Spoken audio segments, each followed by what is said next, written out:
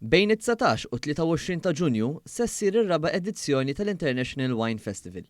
Kemm jekk int espert, dilettant tal-inbit jew tinteressak ħarġa b'differenza, għadd importaturi u produtturi tal-inbit se jkunu qegħdin joffru selezzjoni wiesa' ta' inbit f'dan l-avveniment. Fil-ġonna tal-Argotti fil-Furjana mistennija jkun hemm mal-200 tip differenti ta' nbejjed, kemm lokali u anke barranin.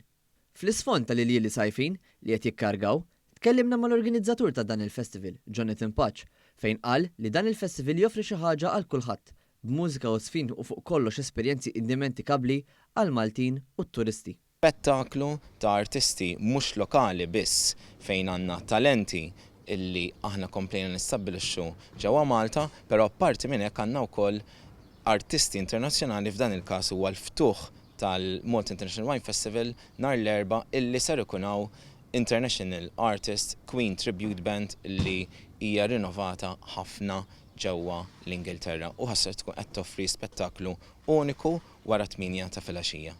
Iċ-ċermen tal-Awtorità Maltija għat-Turiżmu, Gavin Gulija, sostna li attivitajiet bħal dawn jkomplu jtejbu l-kwalità tal-prodott turistiku Malti. Bit-turisti li mistennija jżuru Malta din is-sena, jisbaq in-numri ta' turisti li żaru Malta s-sena li għaddiet.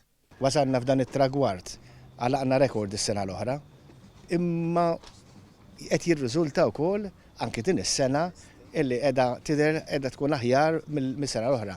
U dana mhux kombinazzjoni, li turisti ma jaqgħux mismawiet, hija xogħol ta' ħidma kbira fl-Awtorità Maltija tat-Turiżmu sabiex nirreklamaw aktar aħjar lil pajjiżna barra minn Malta.